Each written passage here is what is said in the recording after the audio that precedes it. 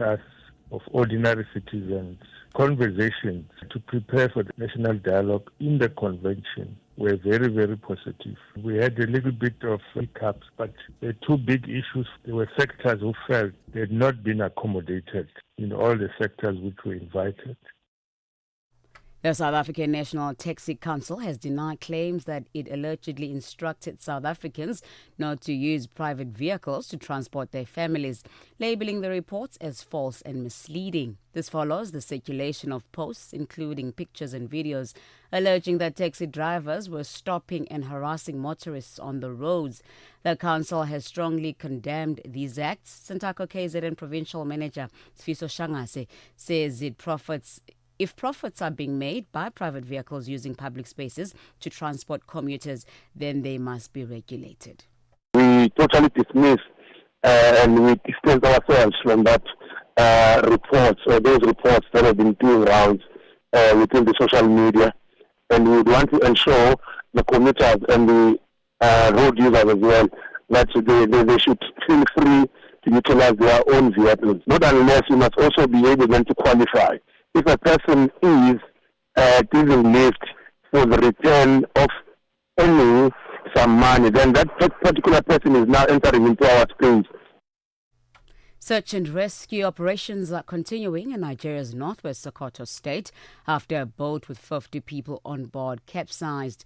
More than 40 people remain missing. The passengers were traveling to Goronyo Market, a popular food produce market in the state, when the boat capsized.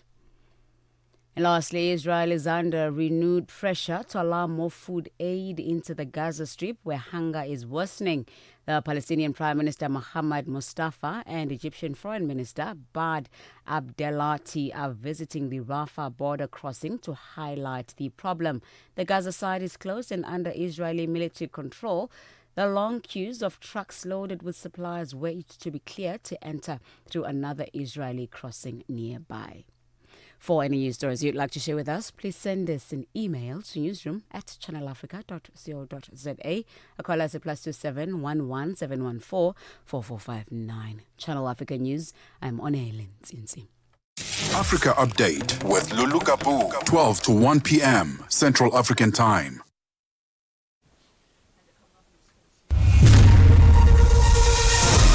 SABC News.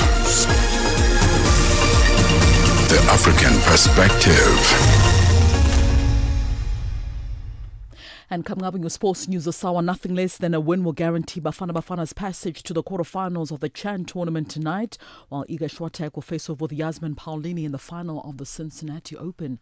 I'll have details of these and other stories coming up at 12:30. Africa Update with Lulu Gaboo, 12 to 1 p.m. Central African Time.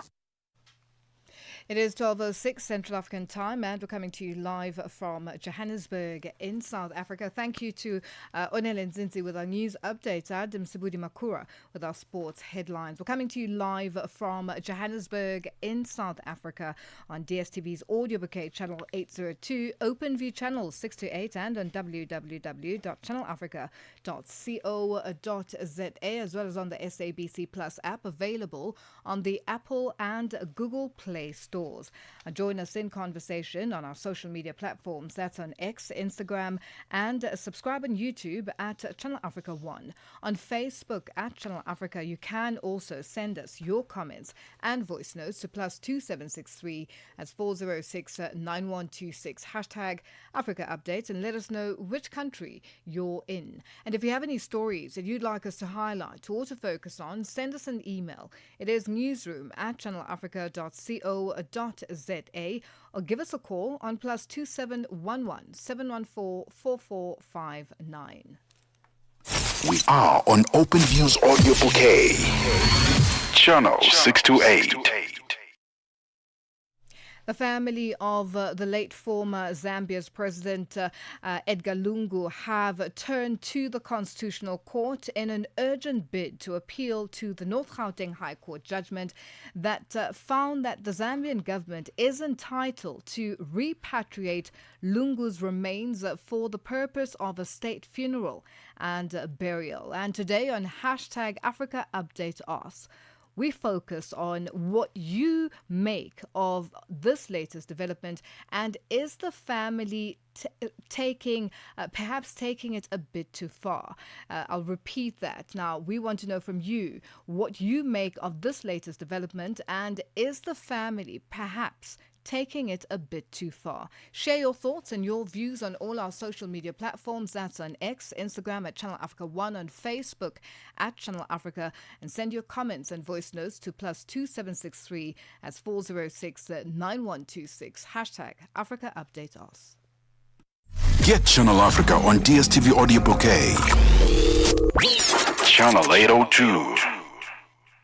It is 12:08 Central African Time, and we're coming to you live from Johannesburg in South Africa. Our two skaters from Kimberley in South Africa's Northern Cape province will take part in an international skating competition in Russia. They are the only two skaters from Africa to be invited and will share space with the best skaters in the world.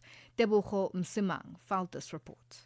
Their passion and hard work have earned them a ticket to an international competition, the Grand Skate Tour in Russia. Brett Bali and Bipelo Awua will compete in the street skateboarding category, a fast-paced and highly technical style that demands creativity, precision and confidence. Bali is delighted for the opportunity. I feel like this is a great opportunity because not a lot of people get this opportunity to travel abroad, and I feel like this is my time to make it happen, and I would really like to become pro one day in skateboarding. This is a milestone and we don't take it lightly, says Awuba. I feel like I'm on par with those girls right now in terms of skill level and experience as well. And I feel like and with my fellow skater as well, Brad Bailey, I definitely believe we do have the potential to go out there and perform and, get the attention of the skaters that side. Project manager of Kimberley Diamond Cup, Andile Mlawu, who has witnessed the journey of these two skaters from an early age, says this is their time to shine. We are seeing the fruits of our efforts in investing in skateboarding. Our wish is to actually see them do well on the international stage.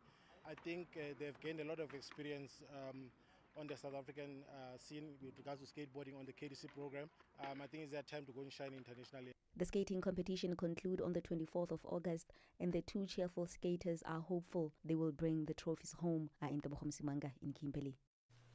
It is 10 after 12 Central African Time, and we're coming to you live from Johannesburg in South Africa.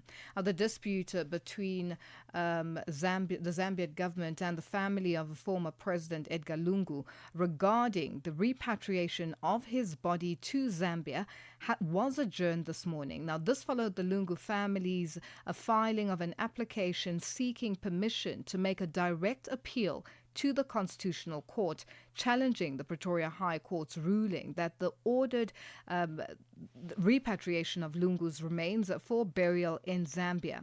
The case, originally scheduled for hearing last Friday in the High Court, was postponed to Monday. During a brief court appearance this morning, it was confirmed that the Lungu family has submitted the leave to appeal application to escalate the matter to the Constitutional Court. And for more reaction on this development, we are joined by Zambia ruling party, the United Party for National Development Media Director Mike Simue. Mark, good afternoon, and thank you for joining us on Africa Update. Fine, thank you. Good afternoon. Now, Mark, what is your reaction to the latest development or the latest delay in the repatriation case of the former late President Edgar Lungu? And, given that the Lungu family's application to appeal directly to the Constitutional Court? Thank you very much. I should mention that to adjourn matters that are before the court is a normal legal process. And under the circumstances, you are aware that our understanding is that the Constitutional Court is more superior to the Appellate Court. And what normally happens as a general practice is that when there is an active matter that may affect the outcome of the inferior court, it is required that the inferior court adjourns until the matter at the superior court is heard and determined. So in our view, this is just a normal legal process that is supposed to be undertaken. As you may also have heard that this is out of the agreement from both parties that the two active matters should be looked at differently. You may wish to know that the first matter is at the appellate court, where the appellants are challenging the decision of the trial court, which ruled in favor of the Zambian government to repatriate the body to Zambia.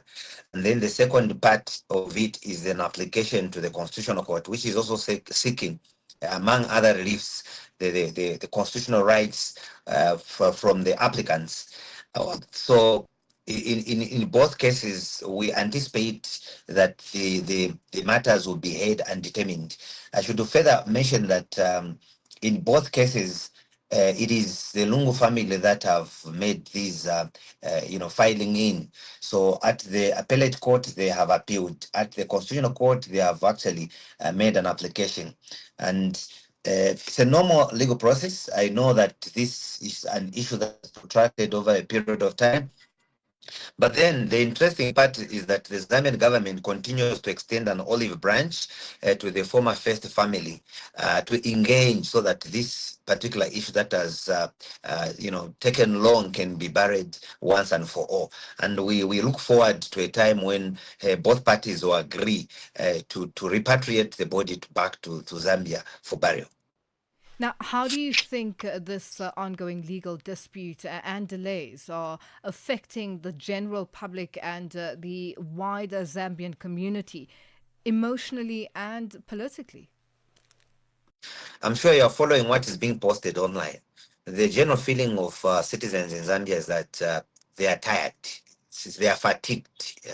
They are now asking so many questions which can only be answered by the bereaved family members. Part of the question that they're asking is that, is there anything that they do not know what they should know, that a matter of this nature should take this long? And where the ruling has been delivered in favor of the Republic of Zambia, they thought that it was going to bring everything to an end. So now they're asking all those questions as to what really is behind the entire, the procession. Is it something that will come to an end so soon?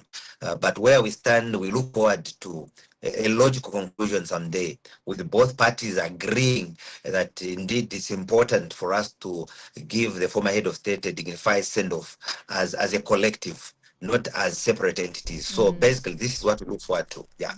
Now, Mark, there have been reports in the media talking about, negotiations or mediations between the Zambian government and the Lungu family over the weekend, this past weekend. Just shed some light on exactly what transpired. And, there was hope that Monday morning would come and the appearance at the court would be just to inform, the judges that an agreement has been reached. Just bring us into what exactly took place over the weekend. Well, it would be premature for me to say anything at this stage, especially where both parties have not accepted to disclose anything to members of the public. We can only hope for the best through the engagement processes that are being undertaken behind the scene. So it would be obviously not ideal or proper for us to begin discussing what could be, part of the conversation and what stages the conversation is taking. So we still look forward to a more conclusive day when this thing must be brought to an end. But at this point, since nothing official has come from either side, it would be premature for us to talk about anything. And just very quickly in wrapping up, what message do you have for the people of Zambia who, as you've touched on, we've seen it on social media, the fact that there is a lot of fatigue, a lot of people are losing hope in terms of a resolution to this crisis, because we are calling it a crisis, in terms of Zambians who are eagerly awaiting closure on this matter. What do you believe they should hold on to? Well, in the first place, because there are two approaches to this matter. The first one is the legal route, which is active in courts, and we know that there is nothing that stays in court forever. It will be concluded. And secondly, it is the well-known fact that even if this particular matter is brought to an end in the courts of law, the repatriation should never take place to the exclusion of the former family. It is the wish of President Hakainde Hichilema and the government, as they have indicated, that even after this particular legal battle has come to a conclusion, there should be a platform for engagement to persuade the former first family to agree with government to go and bury former President Edgar Lungu. So the message to the people of Zambia is to wait for the two processes to be concluded. I know that it's something that has dragged for many, many days. I'm sure there's no SADC country that has had this type of experience. It's the first time, and it is strange to the entire SADC region. A number of people, including those that are in the diaspora and those that are in the region, are waiting to see which course this particular matter takes. But I know that there is nothing that does not come to an end. Eventually, this will come to an end, and it is our anticipation that the conclusion is quickly realized, and we go back home to ensure that this particular issue is buried, and we begin to continue with our daily activities. Well, Mark, we look forward to a decision being made, and hopefully we'll be able to speak to you then after to just get a perspective from whichever side is decided with regards to the burial of the late former President Edgar Lungu. Thank you for joining us on Africa Update. Most appreciated. Thank you. Yeah. That was Zambia's ruling party, the United Party for National Development Media Director Mark Simue, joining us on the line. Gender-based violence is destroying lives and tearing communities apart. It happens in homes, in schools, at workplaces, and too often in silence. But it doesn't have to continue. If you see it, speak out. If you are hurting, reach out. Because doing nothing is not an option. Listen to all 19 SABC radio stations from Wednesday 23rd of July for hot talk, discussions, advice, dramas, educational shows, and interviews around GBV with experts, survivors, lawmakers, and the whole country affected by gender-based violence. For all your favorite SABC radio stations, call 0800 428 428 to report abuse or get help. GBV, it ends with you. This message is brought to you by the SABC. Well, today on hashtag Africa Update Ask, the family of the late former Zambia's President Edgar Lungu have turned to the Constitutional Court in an urgent bid to appeal the North Gauteng High Court judgment that found that the Zambian government is entitled to repatriate Lungu's remains for the purposes of a state funeral and burial. And we ask you, what do you make of this latest development, and is the family perhaps taking it a bit too far? Share your thoughts and your views on all our social media platforms. That's on X, Instagram at Channel Africa 1, on Facebook at Channel Africa. You can also send us your comments and voice notes to +2763 as 406 9126. Hashtag Africa Update Us. No matter where you are, Channel Africa is always with you. Africa Update on Channel Africa. It is 21 after 12 Central African time, and we're coming to you live from Johannesburg in South Africa. Nigeria has captured the leadership of the Ansaru terrorist organization, who have been responsible for masterminding several attacks against Nigeria over the past years. Mahmoud Muhammad Usman and the deputy Amir Mahmouda have been on Nigeria's most wanted list for years. And to tell us more, we are joined on the line by our correspondent in Nigeria, Jonathan James Liam-Gon. Jonathan, good afternoon, and thank you for joining us on Africa Update. Good afternoon, Lulu.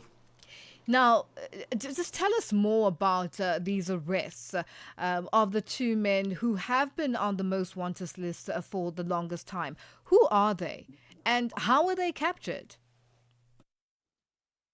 So based on what we hear from Nigeria's National Security Advisor, Malam Nuhu Ribadu, he took time while addressing the media to detail that. However, one thing he didn't say was how they were captured, but he gave a general idea to state that they were captured following an operation by the nation's armed forces.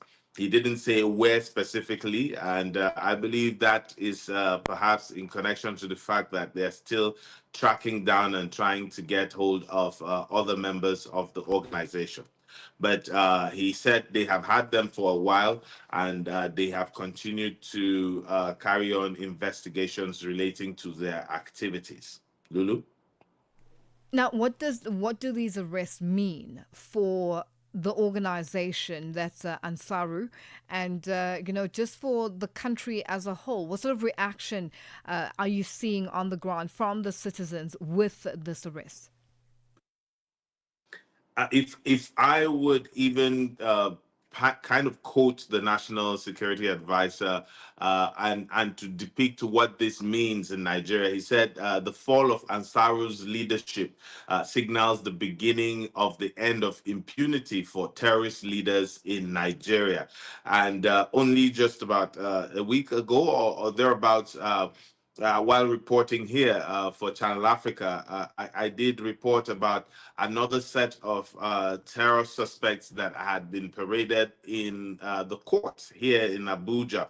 And Lulu, one of the things that a lot of Nigerians seem to feel a sense of relief from is the fact that we are beginning to see people being tried. We're beginning to see people being taken to court.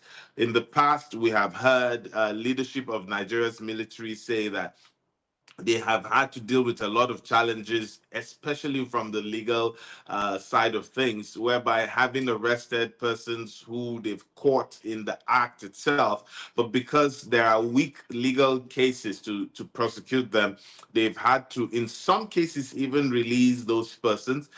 In some instances, they've kept them under arrest for a long time. And this is certainly marking a turn of events. And the hope is that with this, then we will start to see a speeding up of persons being tried. And this is also particularly very interesting to Nigerians because these are people whose terror activities are specifically known. One of such landmark terror acts was here in in the nation's capital in Abuja, where they led the group that is being led by these two. They led to a prison break, which led to the escape of a lot of terrorists in Abuja. Lulu? So basically, this is now what Nigeria's president and government have been talking about in terms of dealing with the security instability in the country when it comes to terrorist organizations. Lulu, I didn't get that question. I was just trying to find out from you, Jonathan, that this is now obviously the culmination of the work that has been put in from the president's side after promises that had been made during the electioneering before he became president of the country. The fact that security, terrorist organizations would be dealt with and dealt with finality. I mean, they haven't said them in those exact words, but you can be sure politicians will certainly put forward this when the time to take stock comes. I'm sure as we begin to get into politics season in Nigeria, we would start to hear things in the realm of what you have just said. Yes, this president ran on a promise to strengthen the nation's security. He came into office at a time where the nation was grappling with a lot of security issues, kidnappings, terror attacks, and even in recent days, many opposition figures and many Nigerians have said not so much has changed in terms of the fortune of the nation with regards to security. So certainly with developments like this, the nation's security forces will sure make good to boast about their positive moves and all of the successes that they are recording. Jonathan, in other news there in Nigeria, more than 40 people were missing in a boat accident in Nigeria. What's the latest on the story? Yes, yesterday evening the story broke, and a very sad development, especially because this continues to happen every now and again in different parts of Nigeria. This particular incident happened in a state called Sokoto State in northwest Nigeria, and in a particular locality called Goronyo. Goronyo is largely an agrarian and trader community, and about 50 people were said to have boarded this boat and were sailing to a market.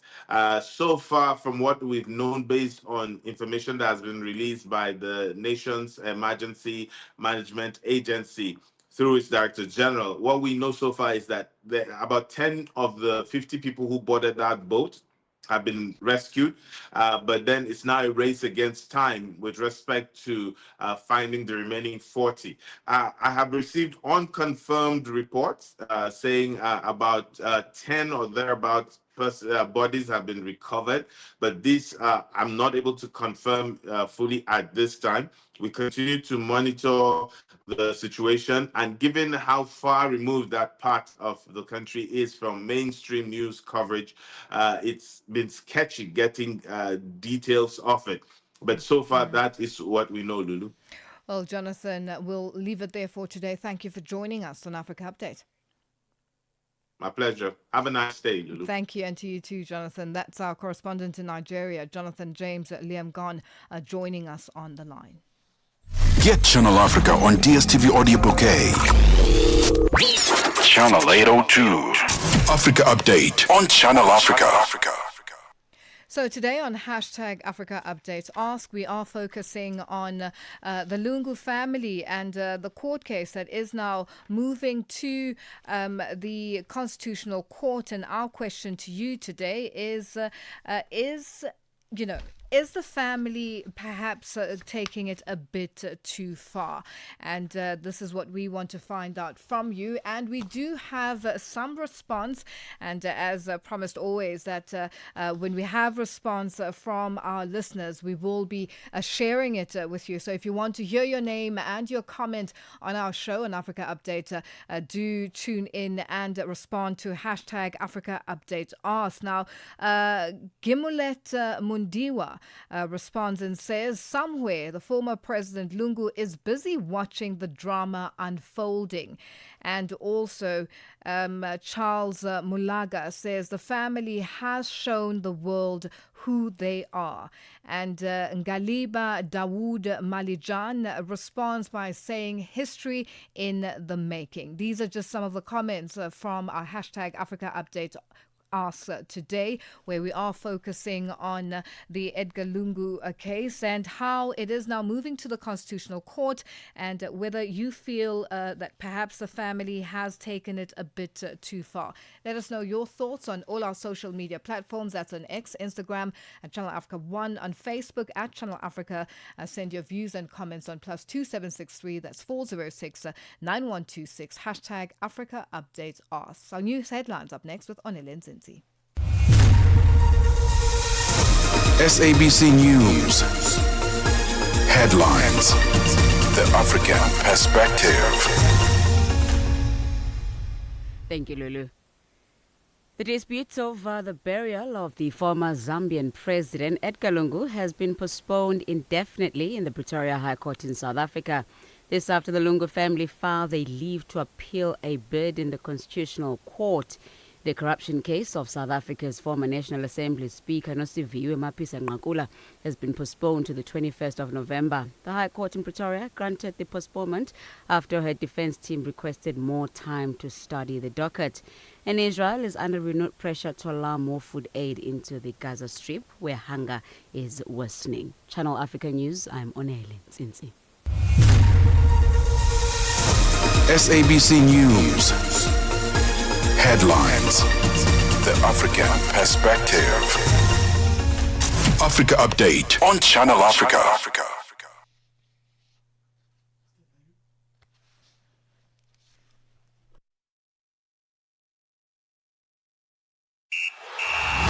Sports on Channel Africa. The African Perspective. And a very good afternoon from the sports desk. I am Musibudi Makura with your latest sports news.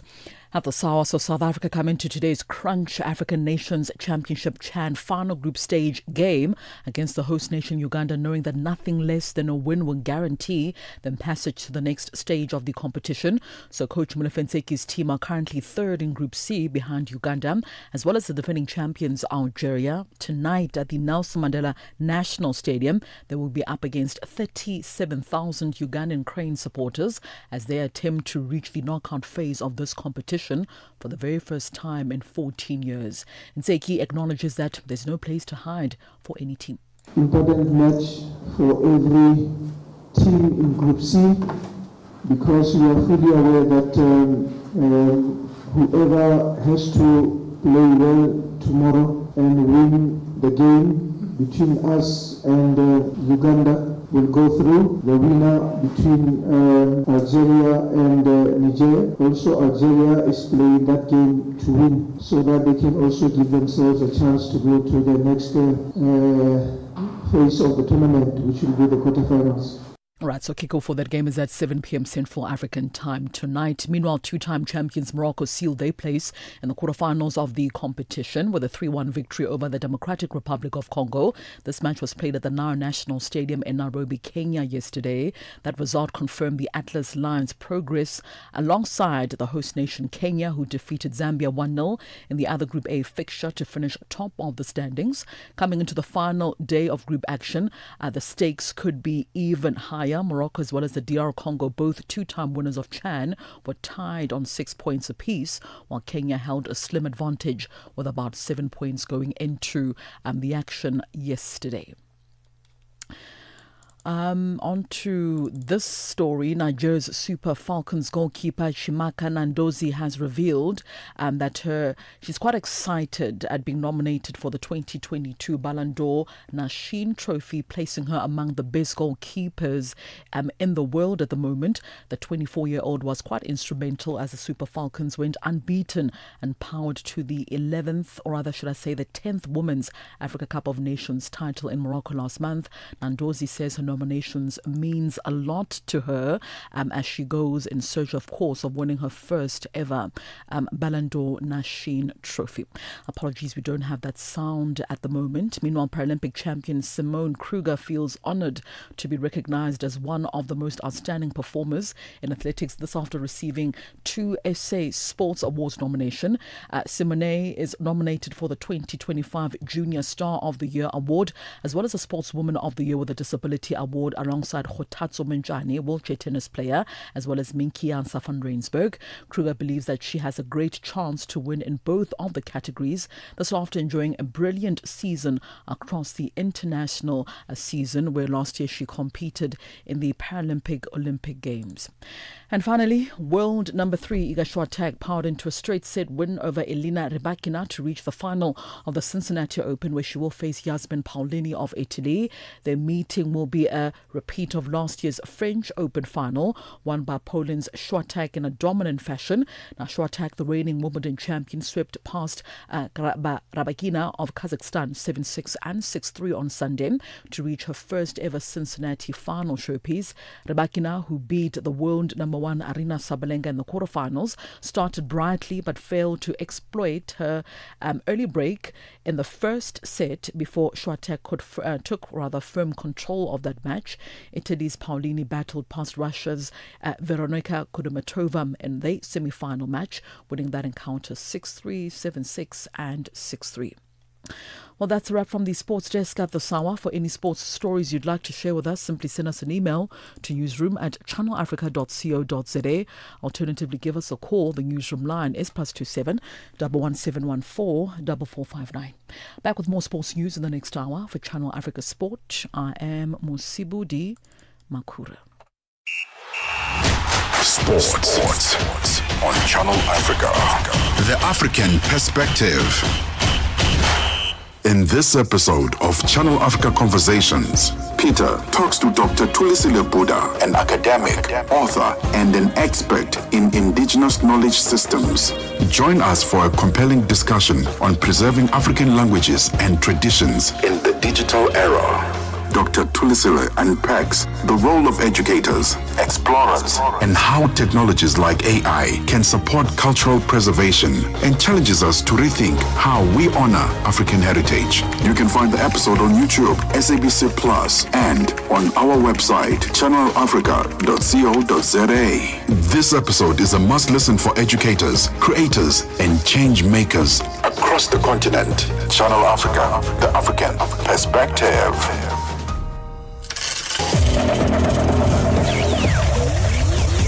Business news on Channel Africa, the African perspective. With your business news at this hour, I'm Matapela Mahabe. Good afternoon. The Congress of South African Trade Unions, COSATU, has expressed its support for the private members' bill that aims to end outsourcing of essential government services. The insourcing bill, if passed, will require state entities, employee workers to provide regularly required services such as security, cleaning, maintenance, and IT, among other functions. This is not possible. State organs will have to seek authorization from an exemption. COSATU Preliminary Coordinator Matthew Parks says the measure will eliminate corruption in tender processes and worker exploitation and promote accountability in service delivery. Outsourcing really has become the kind of epicenter of corruption state capture across the state. And unless we deal with it, then we can't continue to be surprised. And we see headlines about, which politician, which family member, which businessman have got some overtly inflated tender and then failed to deliver on the services. And again, that speaks to saving money for the state. It also speaks to recapacitating the state to provide basic services. And we all know how badly weakened the state has become over the past few decades. So I think for us it's a positive thing. Parks also says COSATU will mobilize its full support to accelerate the bill's approval by Parliament and that President Cyril Ramaphosa signs it into law. For us, what's critical is to get the support of the ANC. It does speak to the ANC's own resolutions for the past decade, where the ANC had said they're committed to insourcing for the same reasons. So there will need to be discussions with members of the GNU, members of parties outside the GNU. But I think for us, we think most political parties, irrespective of ideology, would support this. And South African lender Absa Group has posted a 17% rise in half-year headline earnings as credit impairments decline and pre-provision profits grew. The lender posted headline earnings of $677 million in 6 months, ended on the 30th of June. The group declared an interim dividend of 785 cents per share. Onto this now, South Africa's biggest telecoms operator, MTN Group, has swung to a half-year profit as inflation and foreign exchange rates in key markets showed improved stability. South African headquartered MTN reported headline earnings per share of 6.45 South African cents in the 6 months of the 30th of June, compared to a headline loss of 2.56 cents a year earlier. The operator also raised its medium-term guidance for group service revenue growth to a percentage in at least the high teens from at least the mid-teens. A court in Australia has fined the national airline Qantas a record of $58 million for illegally sacking 1,800 ground staff during the COVID-19 pandemic. Trade unions who brought the case said it was the biggest such fine in Australian corporate history. Michael Caine is the National Secretary for the Transport Workers Union. It's wrong to say that we're happy today, but it is right to say that our union, and that means 60,000 members of our union, which took on this risk, which took on a fight, a battle 5 years ago, which no one said we could win, feels vindicated. A look at your financial indicators. $1 in Nigeria is trading at 1,000 naira 531. In Botswana, it's at 13 pula 24. Kenya, the dollar is trading at 128 shilling at 355, and in Zambia, it's at 23 kwacha 12. The BRICS countries, $1 in Brazil is trading at 5 real 40. Russia, it's 80 rubles 2. India, it's 87 rupees 50, and in China, it's 7 yuan 18. While in South Africa, $1 is trading at 17 rands 80, or rather 58 cents. $1 is trading at 17 pence to the British pound and 85 to the euro. A look at your commodities. Gold is trading at $3,350 and platinum at $1,333 per ounce, while Brent crude oil is at $66.02 a barrel. For any business stories you'd like to share with us, please send an email to newsroom@channelafrica.co.za or call us on +2711 714 4459. For Channel Africa Business News, I am Matapela Mahape.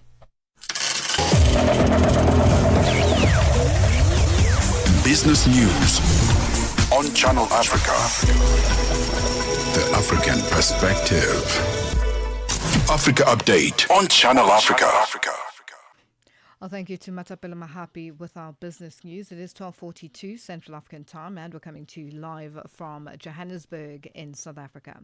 European leaders will join Ukraine's President Volodymyr Zelensky for his meeting with U.S. President Donald Trump in Washington to shore up his position as the U.S. President presses Ukraine to accept a quick peace deal to end Europe's deadliest war in 80 years. Reuters' Cheryl Pennard reports.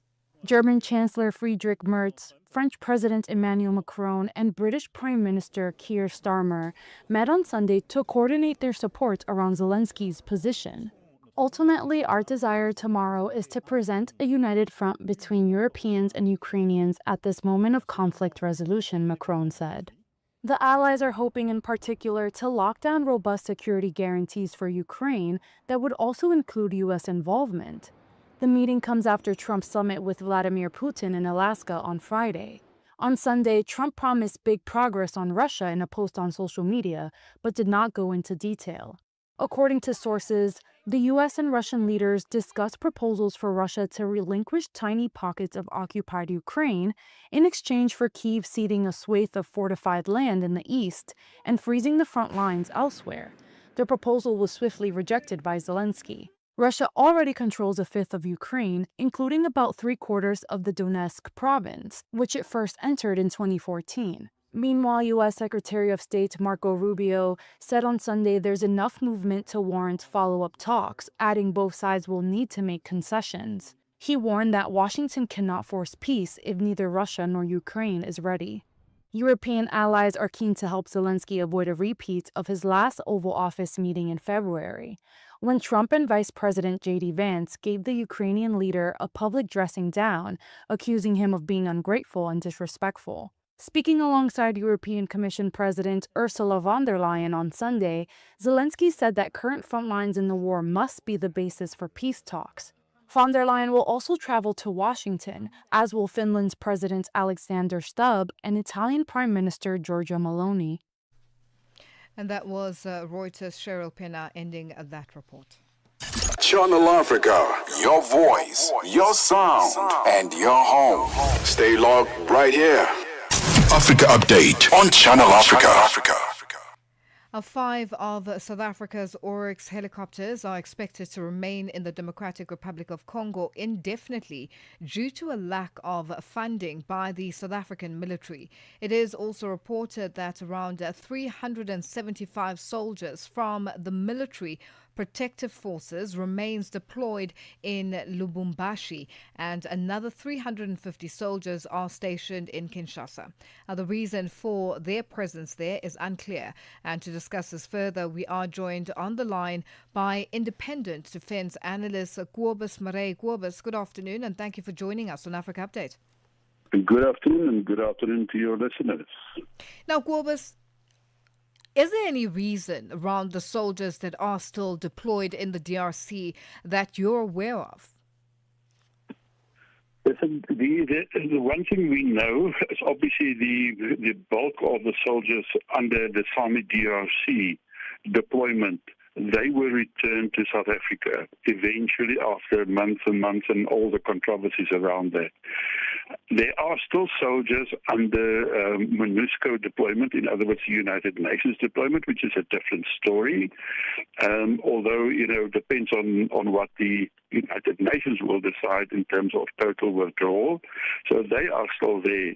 And then obviously we have got soldiers that must guard and protect our assets that is still around.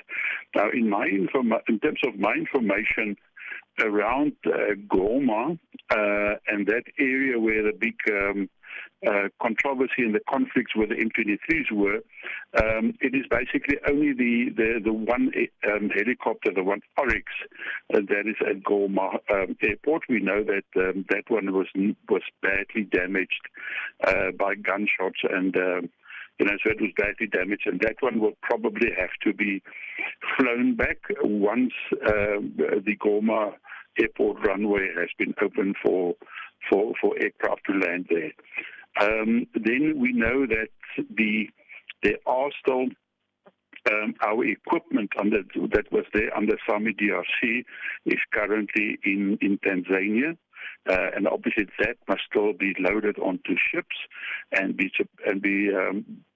brought back to South Africa, probably Durban or Kucha. And we know that we have to protect our own assets there. And then lastly, we know that there was a forward camp being set up in Lubumbashi in the early stages of the M23 siege and captivation of our soldiers in Eastern DRC. So Lubumbashi was a forward camp, and there was helicopters sent there from South Africa. Also, the two helicopters, Oryx helicopters under the MONUSCO contract, the United Nations contract, in other words, they are painted in white as well. But they were removed from Goma, first to, I think it was Uganda, and then eventually they were flown from Uganda to Lubumbashi as well. So currently we have got 4 helicopters in Lubumbashi, and obviously we have to protect our own assets in Lubumbashi. So those are the soldiers, in my opinion, that is still in the DRC. Now, there have been reports previously over the military and lack of funds, but those reports have been downplayed. What are the reasons, or are there any reasons for them now to downplay this? Well, obviously, it's an embarrassment to them, and the fact that it was badly managed both by government and then by the Department of Defence and the South African National Defence Force. So whilst our soldiers were in the DRC and out of our country, and our assets were stuck in places like Lubumbashi now and in Tanzania, our leaders were flying all over the world and spending millions of rands on other issues. So it's about priorities as well. And yes, I know it is different expense and budget items, but surely through environments, those things could have been managed much better, and some money could have been made available to at least try to save some of these assets so far. I know from my information is that initially they planned to brought the Oryx helicopters via the Illusion 76 aircraft that they normally charter. Now, it seems like money is a bit of a problem. Ironically, when they deployed there were numerous flights per day from Uppington and from Bloemfontein and from Pretoria. Then there was no problems with to find money to pay for those same aircraft. And now, we have got a major problem to get the money allocated and appropriated to get those aircraft flying there to bring back our assets. Well, Gwobus, I guess it is a developing story. Has there been any, reaction or any information coming from the SANDF itself? Ironically, the only information that you get is like from the minister, where the minister said no, it was a success, and where from the SANDF, they claim it's sensitive information, and that's why they can't reveal that into the public domain, which is to a certain extent true. But I mean, there are no information that is not yet in the public domain. So in other words, they have to respond in the public domain, and I think it's just very poor civil-military relations, management of civil-military relations, because the moment that a perception is established about, for instance, the defence force and the capabilities, then it is very difficult to influence a negative public behaviour and a sentiment other than it's just going further down the drain. So my advice would have been to be more honest and transparent about the situation. We that is in the in the defence domain know all the realities. We know exactly how many is where, and we believe that the defence force should be taking the public more into their trust. It must start with the president, who has been incredibly silent on the whole DRC matter and the Lumumbashi. One must remember it was on his instructions and his decision that the deployment took place and the money was spent to get the soldiers there, and it was a total embarrassment. And then the minister is talking, also sometimes with a forked tongue, like we've now seen with the chief of the SNF that was in Iran, where first her own department, basically come against his tip and what he has said, and then later she said she can't find any fault with what he has said. So there's a huge conflict and controversy and division within government, and I think the ANC as a party in terms of factions. So it is it's an embarrassment, and it's an embarrassment in the eyes of Africa, because Africa is looking through total different eyes to South Africa, and I think we have our image has been damaged tremendously, but also in the rest of the world, America, European Union, even the Asia side of the world. Well, Kobus, thank you so much for joining us on Africa Update. We'll leave it there for today. That was independent defense analyst Kobus Maree joining us on the line. It is 12:54 Central African time, and we're coming to you live from Johannesburg in South Africa. Today on Hashtag Africa Update Ask, we focus on the family of the late former Zambia's president, Edgar Lungu, having turned to the Constitutional Court in an urgent bid to appeal the North Gauteng High Court judgment that found that the Zambian government is entitled to repatriate Lungu's remains for the purposes of a state funeral and burial. And our question to you today is, what do you make of this latest development, and is the family perhaps taking it a bit too far? We do have responses. You are responding to our question, and just one response that also came in today is from Donald Chipando. Donald says it seems the family doesn't know what death means, and maybe they're hoping that he will be alive soon. And Donald put some laughing faces there. And also there is another one from Obelize wa Chitseko. And Obelize says something is not right. This guy might not be dead because Izzy Sizuna. And this is from Obelize wa Chitseko responding to our questions. And it is 12:55 Central African time, and more comments are coming in, more responses are coming in, and we love hearing from you, and keep it coming. Marina Nawanaza 660 says they are hiding something. Where do they get money to pay the lawyers? And this is a question that Marina is now asking in terms of the fact that they may be hiding something. Where are they getting the money to pay for all this legal, the lawyers that they are using, and I guess approaching all the courts and the Constitutional Court? This is just responses. These are just some of the responses that we're getting from you, and we love hearing from you. That is hashtag Africa Update Asks. And it is at that time of the day where we say happy Monday to Debohole Koleni.